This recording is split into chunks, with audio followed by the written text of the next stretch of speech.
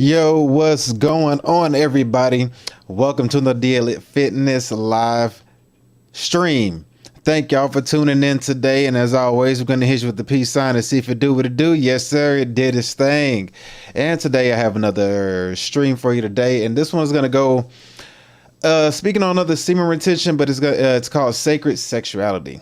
Episode 1. I don't know if I'm going to go through all the episodes. This one is basically defining the purpose of love, but it dives deep into getting a better understanding of how semen retention and sexuality works and how you're supposed to use it and what you're supposed to do with it. As you know, so far starting this channel out, I've been kind of focusing on the semen retention aspect of things and giving people a deeper understanding of how it works and what the purpose and meaning of it is, and not just a means of getting women to sense you and feel you. Forget the women.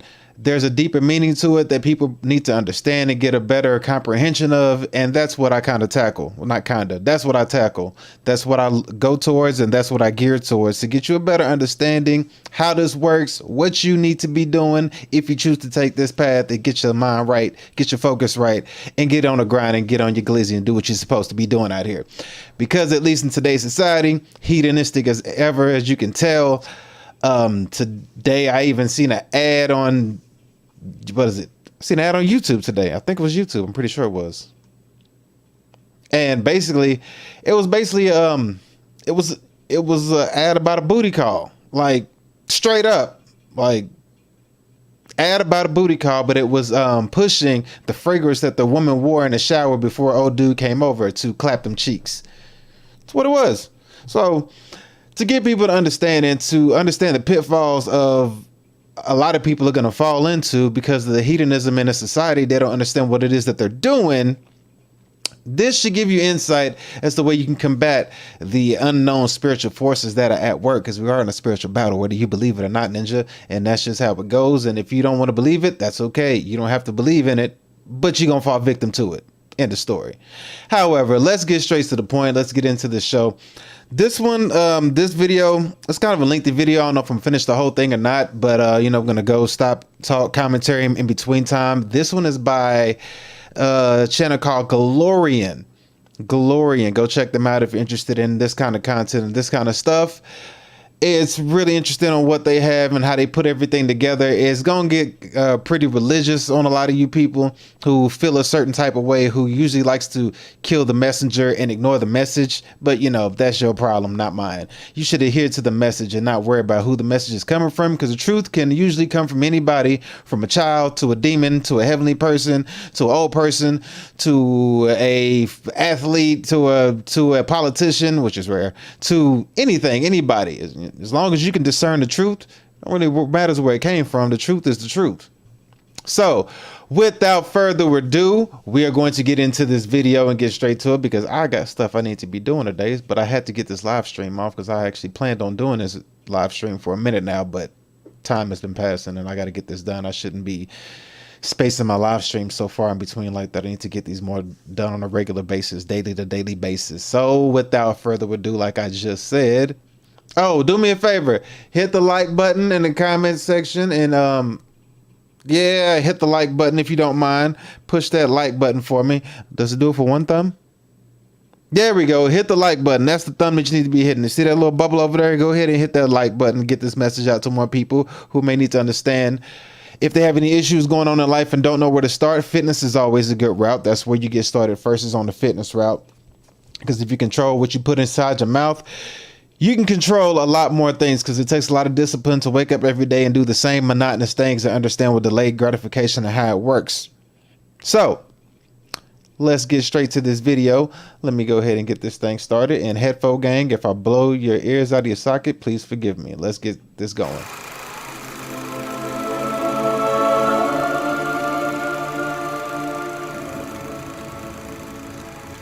Sex is the foundation of life.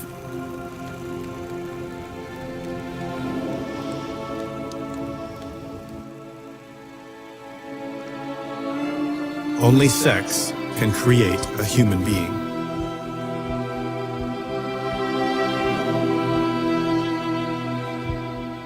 Through hormones and glands, sex powers our growth and development.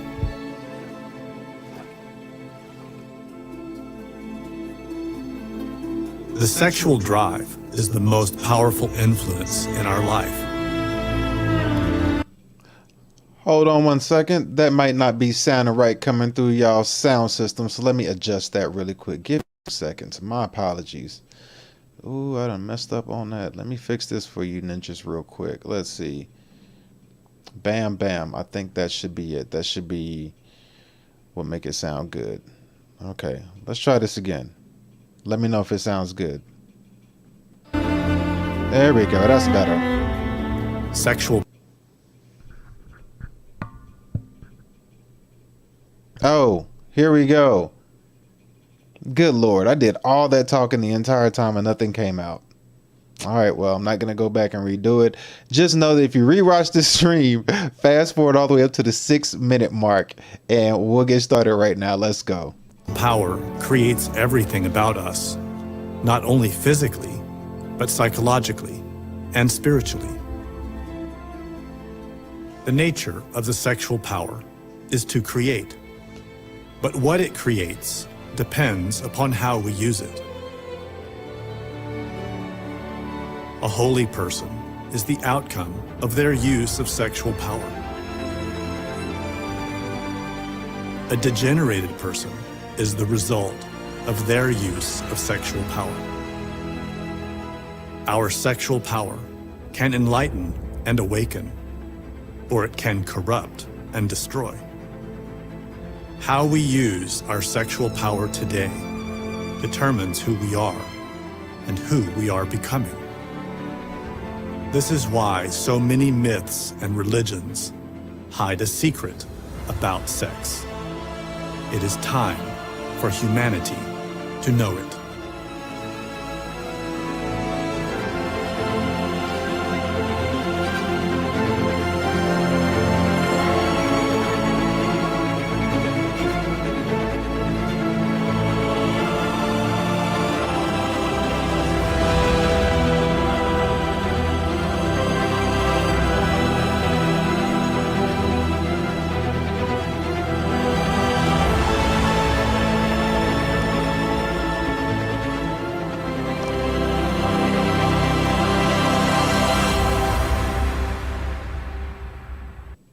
All right, so there's the intro. Just give you a quick little recap on what he's talking about. Understand that he said there's two ways you can use your sexual energy to create the life you want, or it can disrupt and corrupt your life. Choice is yours. Understand that everywhere we go, everywhere we turn, and everywhere we look nowadays, sex is everywhere. Social media is every single which way you turn. It doesn't matter where you look. Sex is every single all over the place. If that even makes sense. And it has a hidden power, and the power is for you to comprehend and understand, because just like it is said in law, ignorance of the law is no excuse. The same thing goes for natural law. If you don't know the law, it doesn't matter. You will either get used by it or understand and respect it and use it to your advantage. Let's go.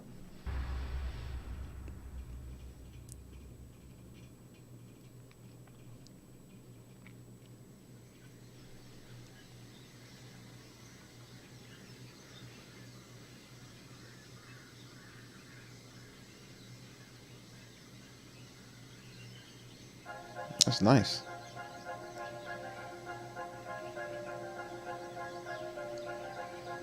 Creation is always sexual. This truth is hidden in every religion and is written in the first 3 words of the Bible and Torah. People believe these words mean, "In the beginning God created," but that is not what is written in Hebrew. If Moses had wanted to indicate a single masculine God, the way many people think of God, he would have written the word El, but he did not. He wrote the word Elohim, which is plural. The word El is God, singular, masculine. Ella is goddess. They form Elohim, God and goddess, together. So the first 3 words of the Bible and Torah actually say, "In the beginning, God and goddess create. This is why the Talmud describes the famous Ark of the Covenant as having two golden beings in a sexual embrace. When the Israelites would ascend to the Holy Temple on the festival, the priest would roll up the curtain for them and display for them the Ark with the cherubim who were joined together as a man joined in an embrace with his female companion.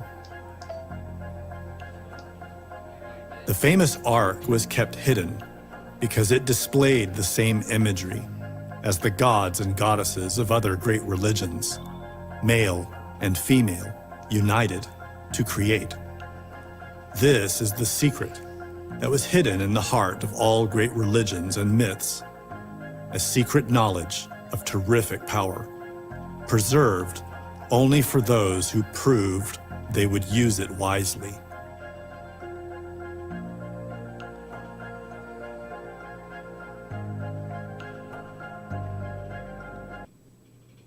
To you, apostles, it hath been given to know the secrets of the reign of the heavens, and to humanity it hath not been given.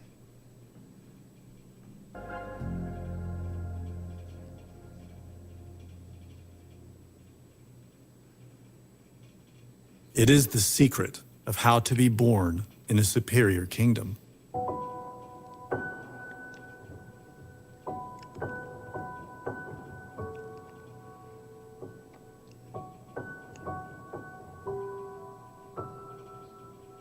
Birth in a superior kingdom requires a superior sexual act, conscious transformation of matter and energy into a higher form. To understand that superior sexual act, first, we need to understand something about ourselves, how we arrived at the condition we are in today. Depriving their sexual act. We are alive because of sex. Without sex, life would not exist, not our own or the planet. Or exploiting that sexual act.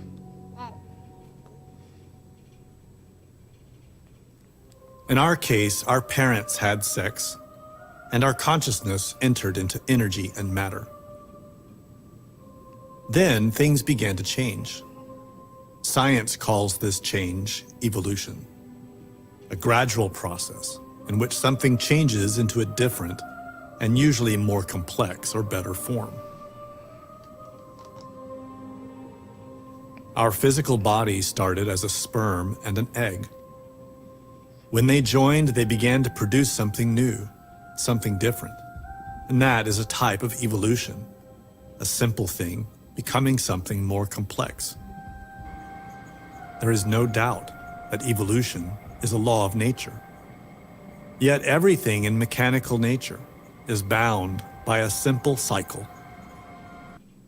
Hey, you gotta admit, that visual that they just gave with the sperm and the egg, or the sperm inside the egg and how it was feeding to grow the sperm into like a little fetus, into a little human, that was that. And if you really think about it, if what comes out of you can create bones, ribs, organs, veins, arteries, eyeballs, tongue, teeth, mouth, starts off from a sperm into an egg, and then you create. I don't know. Maybe it's amazing to me, so not to y'all, but that's got to be intriguing to know that is inside of you, that you can create that. But let's keep going. Evolution is always followed by devolution. In mechanical nature, everything that evolves will also devolve. Everything that is born will die. There is nothing in mechanical nature that continually improves forever. A tree produces millions of seeds, but only a few will grow. Even fewer will reach the peak of development, where the full potential of the tree is expressed. And once that peak is reached, it is not sustained very long before its decline begins, and its elements are returned back to nature. This is how mechanical nature works. We are no exception. From So we evolve, then we de-evolve. And at what step are we in today's society? Because we've evolved all the way up to the point with all the technology and stuff that we have, and now that AI is in the picture. But as humans, seems like we're de-evolving because of the way people are all into fear and survival mode. So there's no longer a element of evolving. It seems like we're de-evolving, but out of fear and survival. And instead of choosing to elevate or vibrate above that frequency, people are de-evolving. And it's then, like he said, some elements of the tree will rise above that, but nevertheless, you'll still de-evolve back to nature. However, you won't rise above that process to reach the highest potential of evolving. A lot of people will evolve and then de-evolve immediately, as opposed to hitting their highest potential while you're here for this short time. But let's continue. uncountable seeds, only a few experience birth, childhood, youth, adulthood, then decline into old age and die. In the course of a lifetime, our bodies evolve and devolve. This is true of everything in mechanical nature, from atoms to galaxies.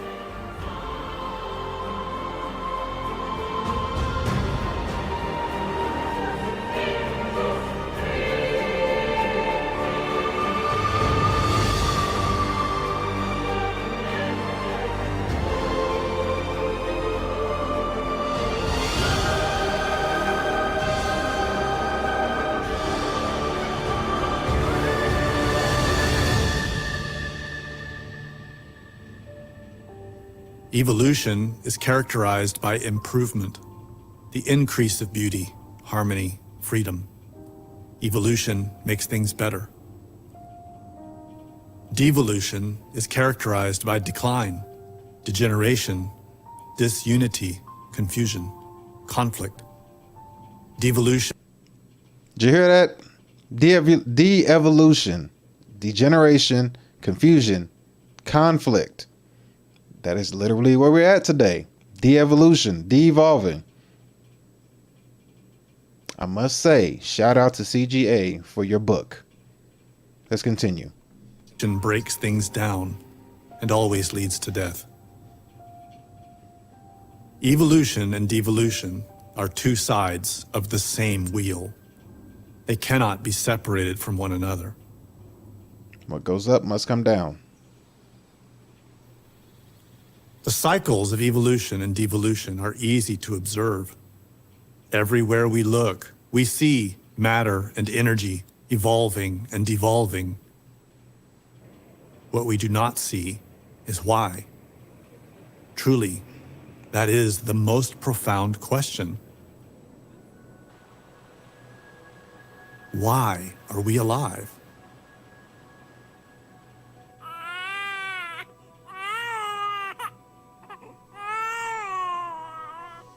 During our first 7 years, our creative power rapidly develops our body.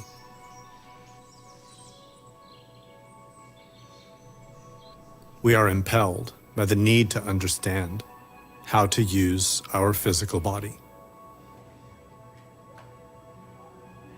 Around age 7, the body continues to develop, but the greatest development occurs in our intellectual brain. We learn easily and rapidly.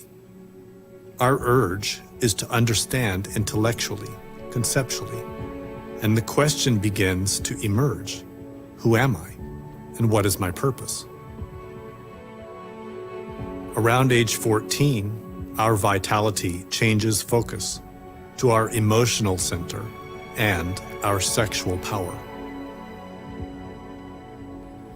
We become inflamed with a new urgency. He gave an age range, and he says vitality and emotions start to take place around the ages of 14. From here, he says from 14 to 21. However, with today's society and access to social media and all the hedonism and sex that goes on that's easily accessible by anybody and anyone, and parents allowing their kids to have cell phones at such a young age, and they can sign up and get on all these social media platforms and apps and stuff like that, and allowing the computer to raise their kids as opposed to actually monitoring and trying their best to protect them from these things.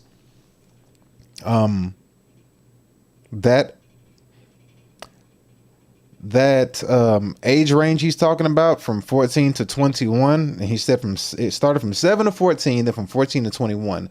That 7 to 21 gets pushed up a lot earlier, so it's no longer 7 to 14. My opinion. I'm saying, like, it gets overlapped now.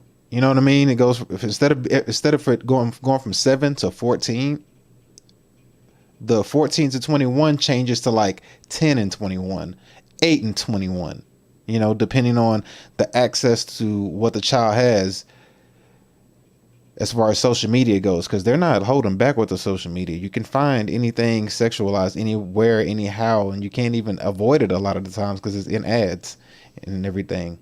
But yeah, so what he's saying is true. I'm not gonna deny it. I'm just saying, like, the way things are nowadays, it's skewed. Let's go. Let's continue. To know what love is and what it is to be loved. We seek friends, relationships, emotional connections, and of course, sex.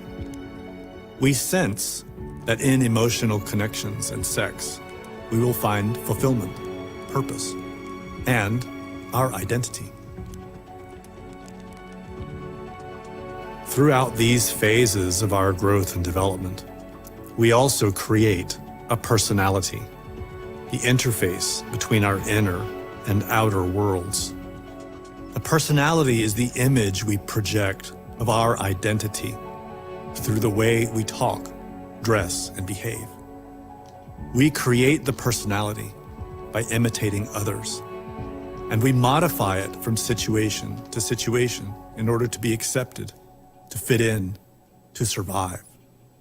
As our circumstances change, we adapt our personality. It is a mask that we wear.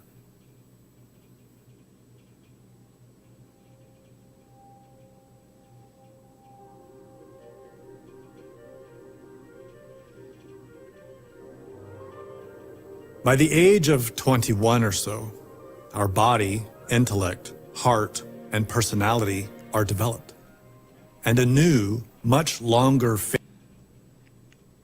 See, look, you see what they have here? The first 7 years, then 7 to 14, and 14 to 21. Yeah. The third 7 years is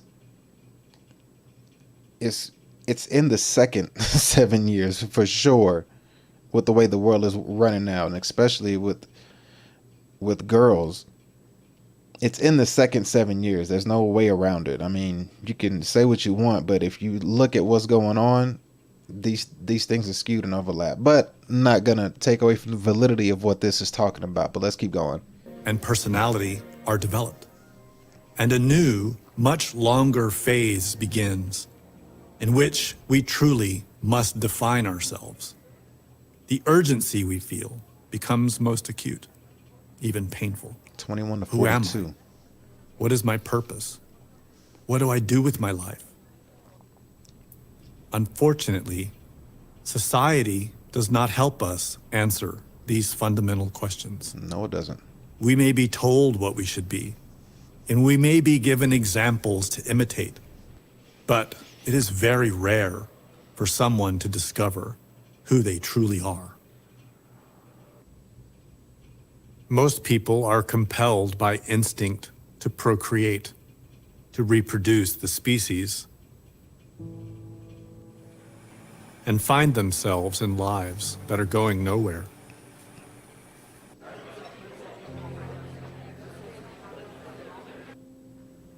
Relationships and sex bring only fleeting pleasure instead of lasting fulfillment.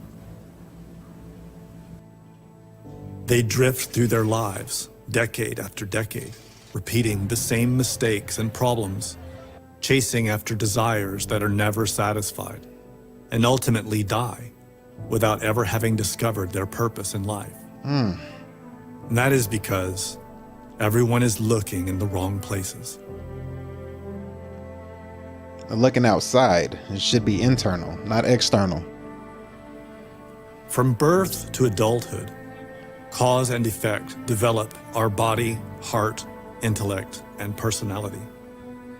None of these are our real identity, our true nature. Each are temporary shells made during our brief lifetime that our consciousness resides within. When we die, our consciousness leaves them all behind. Our true identity is only found within the consciousness, and that is not developed by mechanical nature. Rather, it is trapped in mechanical nature. What do we mean by mechanical nature? It is that level of manifested existence characterized by repeating cycles. In Asian traditions, this is known by the word samsara, which means circling, repeating. Samsara is evolution and devolution. Plants, animals, and humanoids are born, survive briefly, reproduce, and die. After death, the consciousness is propelled by cause and effect, bound to the consequences of its previous actions, and it returns into a new body to repeat the same sufferings again. All of us are trapped in the wheels of a great machine that grinds on, repeating itself. From the point of view of nature, our only purpose is to feed the wheel.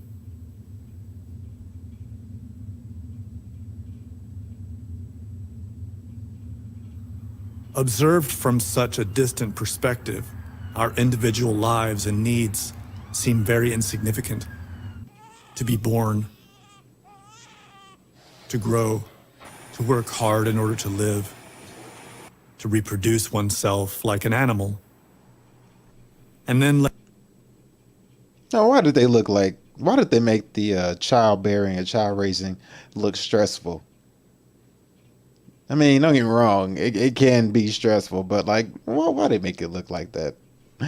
Let's keep going. left alone and old, waiting to die.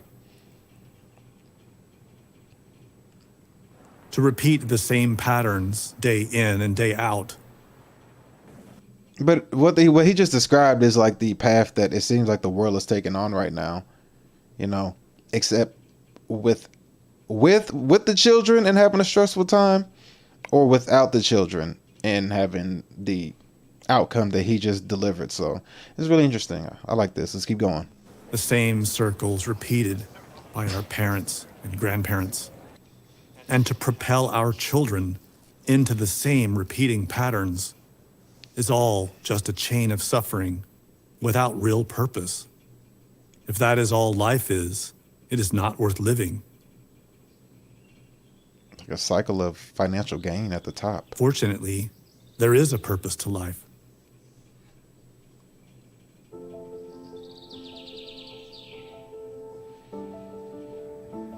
Each of us has tremendous significance because each of us has a seed inside, a seed of conscious nature.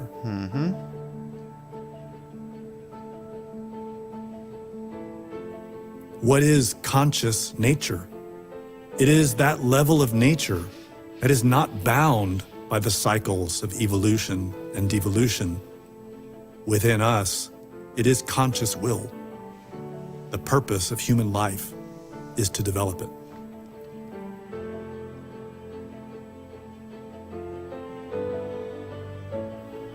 Conscious will is our ability to choose and act.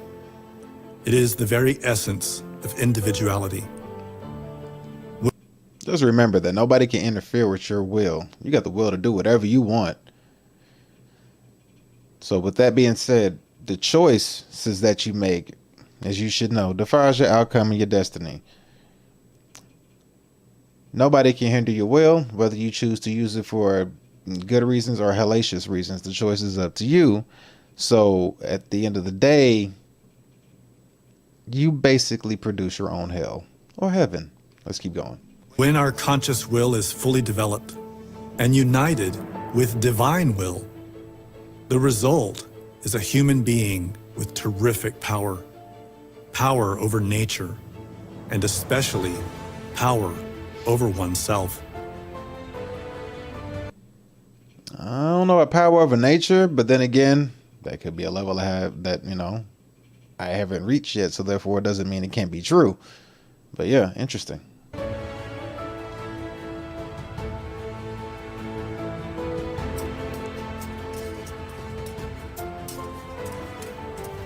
Conscious will is not mechanical, automatic.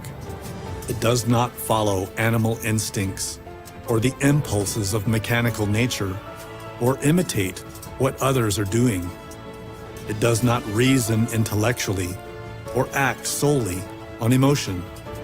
Instead, conscious will acts from the conscience, our innate sense of right and wrong.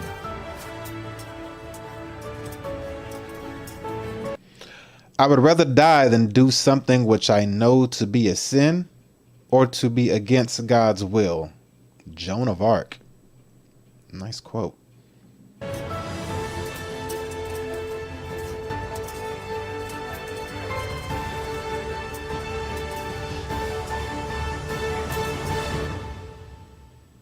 Our conscience is a seed of something greater. In all of our mythologies, we have heard about heroes, Buddhas, masters, people who became something more than the average person. They acquired knowledge and abilities that are far beyond our own. They embodied all of the greatest qualities of the human being, the most profound of which is selfless love, compassion.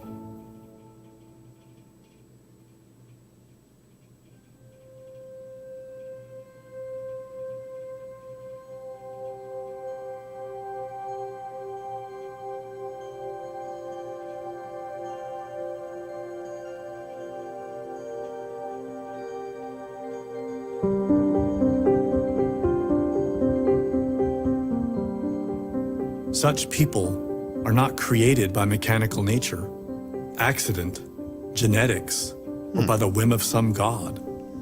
They are not created by beliefs or by evolution, but by conscious will acting in harmony with superior laws. All of those stories were the same, just in different cultures. Which is like the old saying, methods are many, but principles are few. Pretty sure if you go down and go through each culture and read what it is through their religious text or whatever text that they have, that these stories have the same principle structure. The method, the way it looks may be different, but the principles are the principles are the same. Interesting. All living things are born from sex.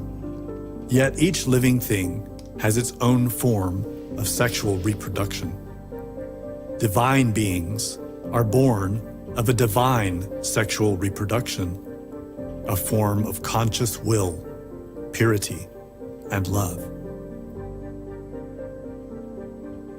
Our consciousness is a seed that can become divine if we know how to grow it. For that, we need a special kind of sexual act. The stark reality is that very few will do it. From the billions of human seeds that nature scatters on the fields of life, very few reach their full development. Most simply do not care. A scarce few are driven with longing to know their purpose and a longing for spiritual knowledge. Even fewer learn to master the power that can develop the consciousness, since it is hidden in the most persistent urgency we feel throughout our life, the urgency to experience love and sex. It's hidden within the urge of love and sex. Ooh.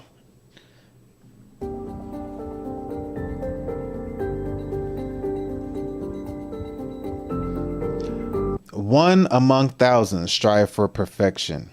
Among the few who strive for perfection, perhaps one is successful.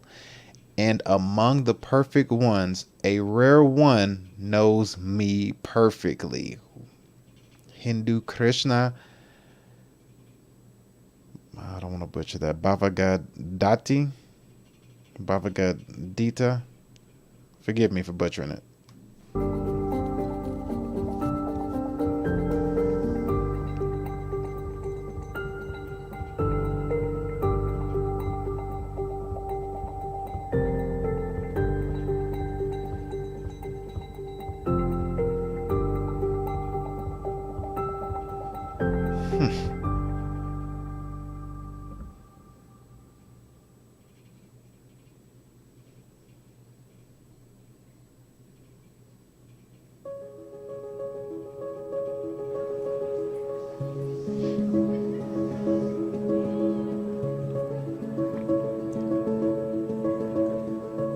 When someone is in love, they radiate all of their best qualities. They are noble, charitable, helpful, generous. Love is a powerful energy that flows within our heart, stimulating the endocrine glands, which produce hormones that fill us with vitality. In ancient Greece, the word hormone meant that which sets in motion. Even an older person who falls in love becomes vibrant, radiant. Their endocrine glands produce abundant hormones which revitalize them. Indeed, love truly revitalizes. Love awakens all of our best qualities. When human beings are truly in love, they become intuitive, mystical, kind, patient.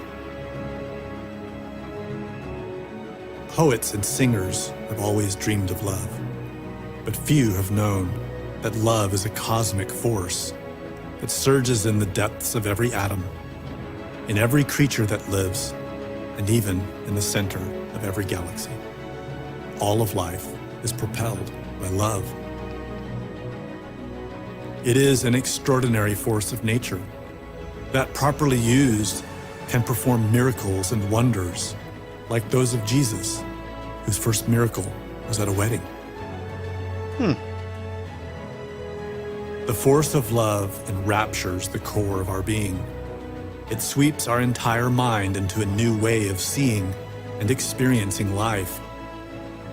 Within us, we have electrical and magnetic forces that attract and repel.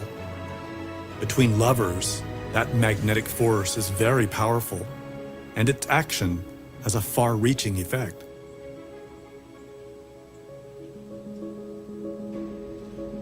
Every great religion is filled with myths and images of love and sex, and all consider sex and marriage sacred.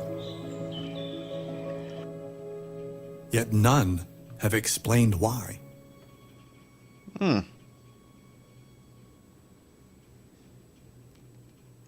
The million-dollar question is why? When we study the power of love, we sense that within sex there might be something extraordinary, something that can transform us radically. It is logical that if love can transform us, then sex must also. Yet if love and sex have so much power, then why do we continue to suffer? Why does genuine happiness continue to evade us? The answers to these questions are right before our eyes, if we know how to look.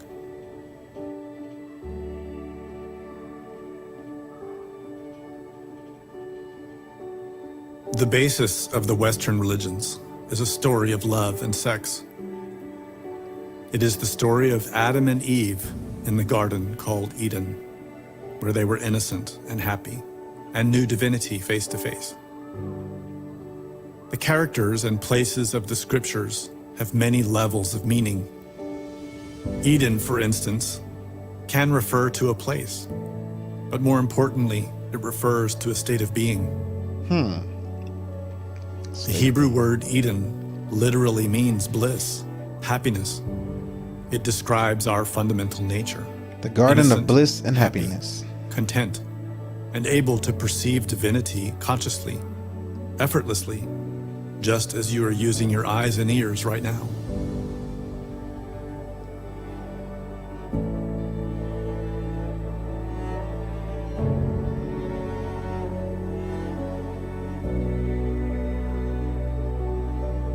They were both naked, the man and his wife, but they were not ashamed.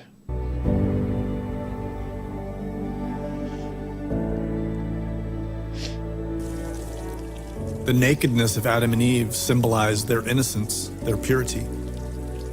A baby has no shame, no cause for embarrassment because it is pure and innocent. We still have that inner purity and innocence. It is our true nature. Some call it soul, jiva, or Buddha nature. A modern term is consciousness. The consciousness is our base awareness, present before thought, emotion, or sensation. Consciousness is the basis of being alive. When unconditioned and awake, the consciousness is totally happy, content, and has no desires. Its essential nature is love, altruism, kindness. This is a state of Eden, contentment, happiness, and simplicity. And it is easily seen in children, but becomes obscured in adults. Adam and Eve symbolize an ancient humanity who were pure and innocent. They represent the pinnacle of evolution in mechanical nature, the humanoid creature who is merely a seed of something greater. For the humanoid creature to develop itself into something more, it has to transcend mechanical nature, the animal nature it emerged from. It has to develop conscious will in order to enter into the conscious kingdoms of nature, the paradises, heavens, nirvanas. So my understanding is to transcend is to transmute the sexual energy above all else. Controlling one's urges and not wasting sex. Kind of like my previous streams that I had put in the previous ones. If you look back at my previous streams, I explained to you or go over videos that refer to your seed drop date, how to transmute the sexual energy, the sexual power, how to harness it, how to use it, how to eat, how to diet, how to fast, exercise, sleep, all these things. You put them together with prayer and meditation. You combine all these things into one. And if you put it together, you understand that you have a separate way of living life and understanding, but yet it all comes to a collective consciousness in the end, if done right. Let's continue. We're almost done. Those who are called gods, angels, masters, Buddhas, are simply human beings who have their consciousness developed to another level. They were once human beings like us, but they expanded their consciousness, developed it, perfected it, and became capable in ways we can scarcely imagine.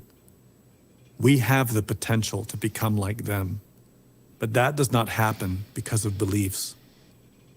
We change because of action and consequence.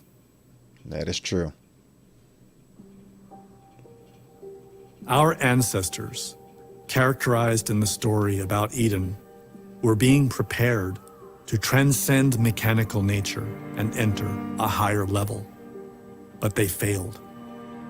Instead of mastering the power within love and sex that could develop them into something greater, they gave in to temptation.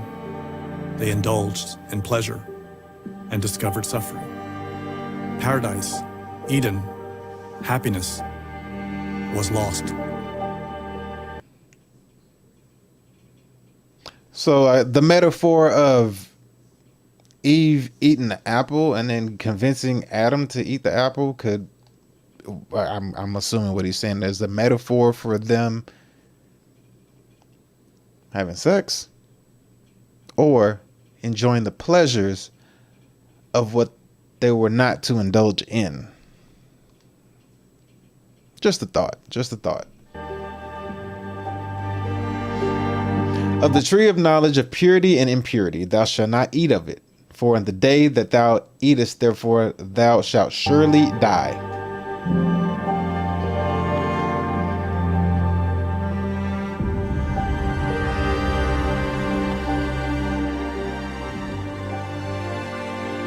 The nature of the sexual power is to create. But what it creates depends upon how we use it. Our ancestors failed to listen to the instructions from divinity. As a result, the actions of humanity led to devolution. Humanity began to suffer. From generation to generation, we have continued to make the same mistake, and almost everyone on Earth is making the same mistake today. That is why our society is devolving so rapidly and is on the brink of collapse. The moment has arrived for everyone to know the secret power of sex, how to harness the sexual power to be born in a higher kingdom. This is the only way to escape the devolving wheel that is accelerating to the final moments of this humanity. A cycle of birth and death, of evolution and devolution that has destroyed every previous race on this planet. Wow. Ours will not be an exception.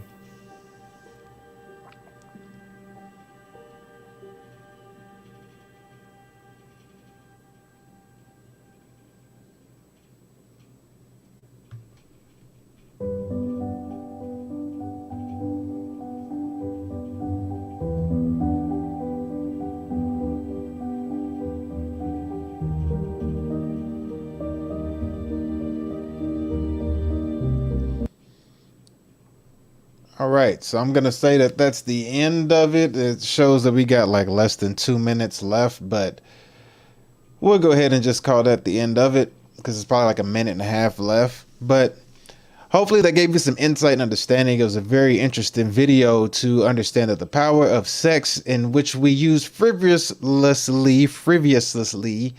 and the fact that everybody is always operating in fear or survival mode, and then using sex as a way to basically cope, you know, no different than weed or any drugs. You know, sex is used as a cope, a scapegoat, a way to escape one's feelings. Then when the urge comes, instead of sitting in it and understanding that it's a vice, just like the urge to drink or smoke or do a drug, it's the same urge. It's just that instead of releasing the seed, you're supposed to harness it, keep it, protect it, and then turn around and understand your seed drop date, and then apply a healthy diet, a whole food diet, heavy with fruit and prayer and fasting and meditation and exercise and good sleep, and using all these things as a big component all together to protect your seed and use the seed to transmute the seed to a higher consciousness. And that's really, in my opinion, in my studying and research that I'm doing, and as I'm sharing what it is, the different things that I come across, and gives me a better understanding to try to put it together to at least give somebody out there who is also doing the same thing on the same path of journey, who may come across things and may not have an understanding for certain things, that hopefully something that I put out there or what they didn't see can help them and see, to get them to understand something that they didn't get to. Because he even said that there are a lot of people who will go on a journey and do perfect at it, and then the ones who are perfect, only a rare chosen few will actually perfectly find what it is that they're looking for, even though they're doing it perfectly. It's like, yikes. It's a big statement. I mean, I'm kind of summarizing it up or paraphrasing it to the best that I can remember, but that was one of the phrases that it was speaking of.